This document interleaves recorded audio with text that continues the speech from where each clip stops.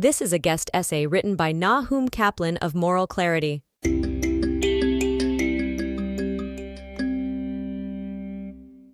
As someone who has held senior leadership positions in some of the world's most prestigious newsrooms and who works as a media strategist for global Fortune 500 companies, I am in awe of how successful the Hamas PR campaign has been.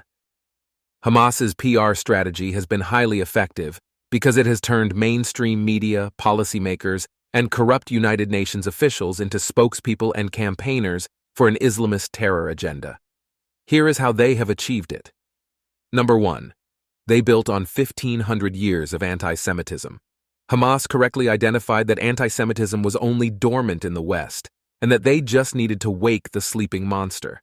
They knew this because there were clear tells, such as the international media's fixation on Israel, the over-reporting of the country, and that the Pavlovian way the conflict becomes newsworthy only when Israel responds to an attack. Hamas stuck to what has worked throughout history.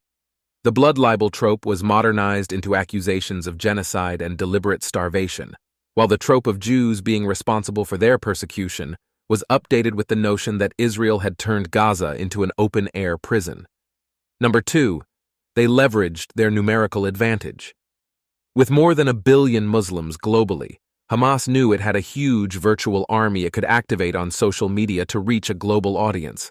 Hamas flooded social media with lies to exploit the repetition bias, a heuristic, mental shortcut, in which repeated information feels more true than new or unrepeated information.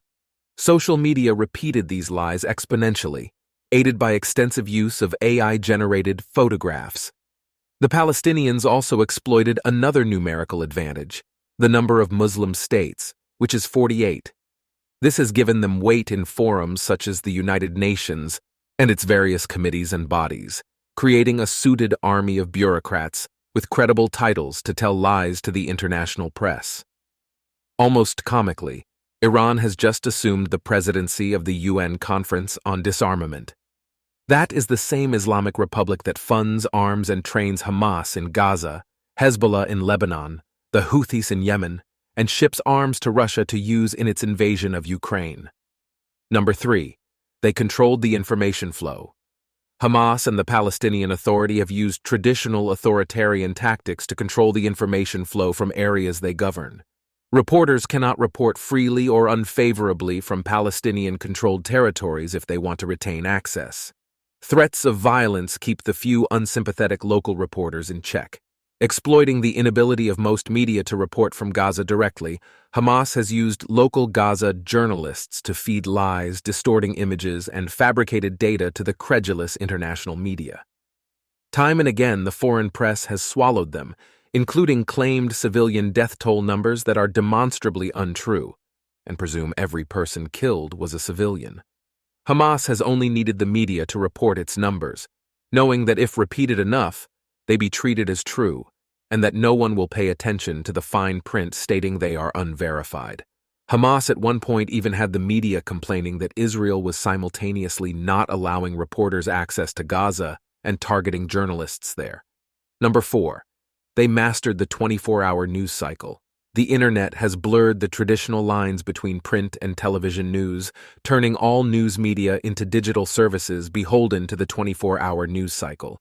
Hamas has understood that as long as it keeps manufacturing outrages, the news cycle will move on quickly, and they will never be held to account.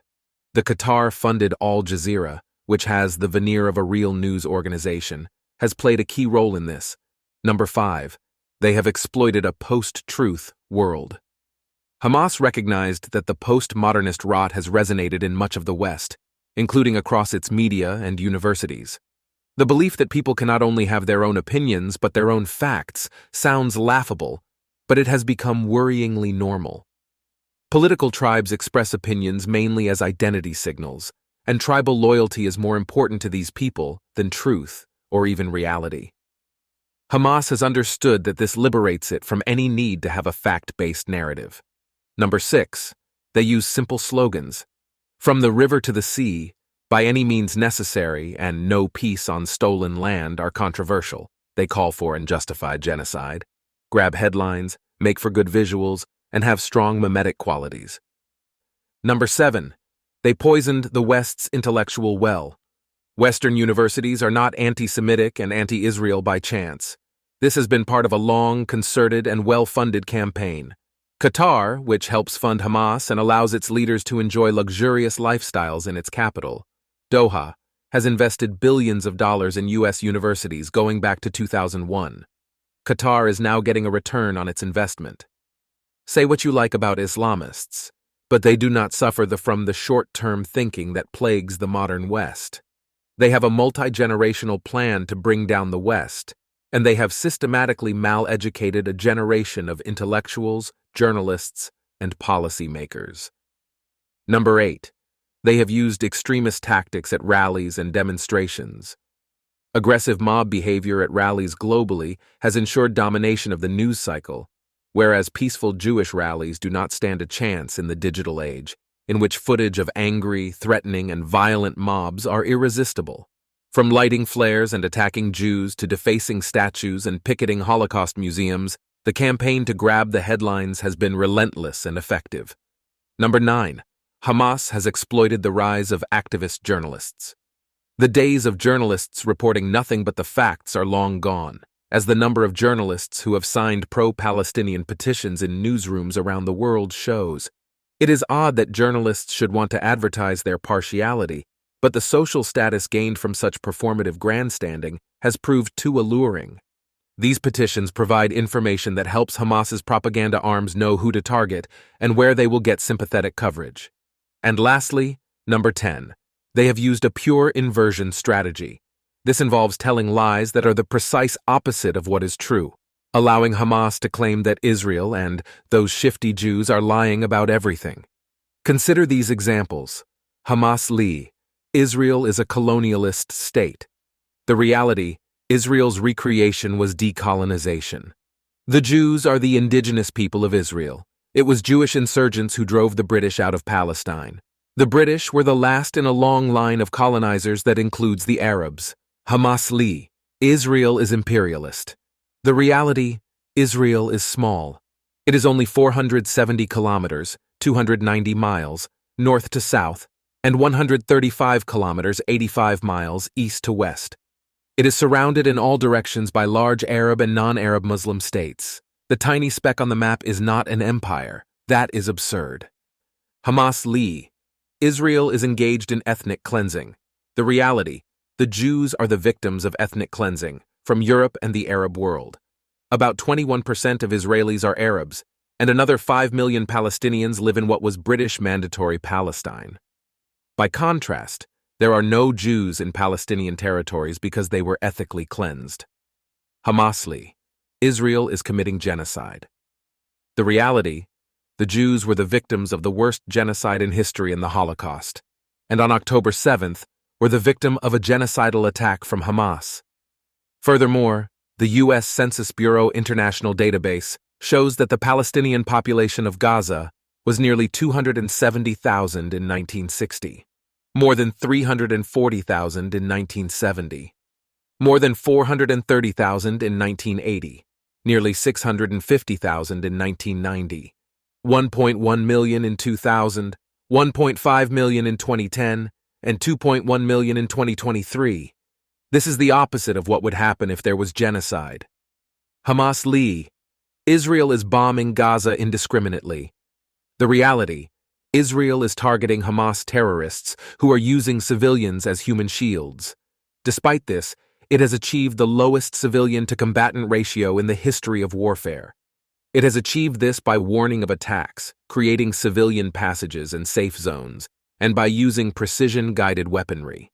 Hamas's attack on Israel on October 7th, by contrast, intentionally targeted civilians. Hamas-Li. Israel is using starvation as a weapon. The reality, Israel has placed no restrictions on the amount of aid allowed into Gaza. More food trucks enter Gaza daily now than before the war, 126 a day versus 70 a day according to the UN. More than 9,500 trucks carrying 200,000 plus tons of food have been delivered since October 7th.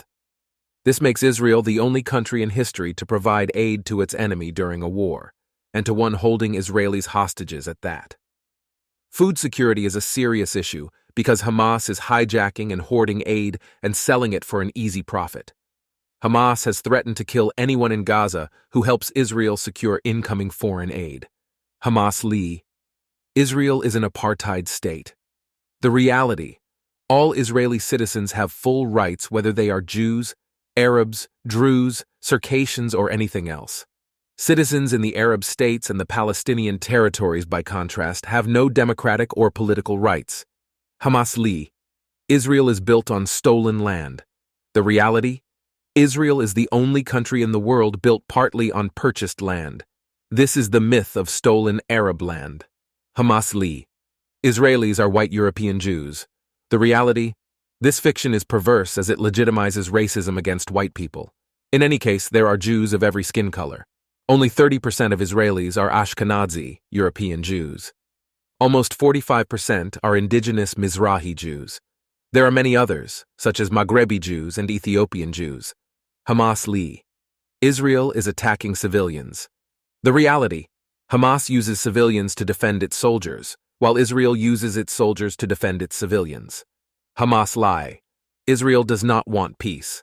The reality: Israel has offered the Palestinians a state on at least 6 occasions, including in 1937, the Peel Commission, 1947, the UN Partition Plan for Palestine, 1967, the end of the Six-Day War, 2000, the Oslo Accords, 2005, Israel's unilateral pullout from Gaza, and 2008, an improved version of Oslo Accords.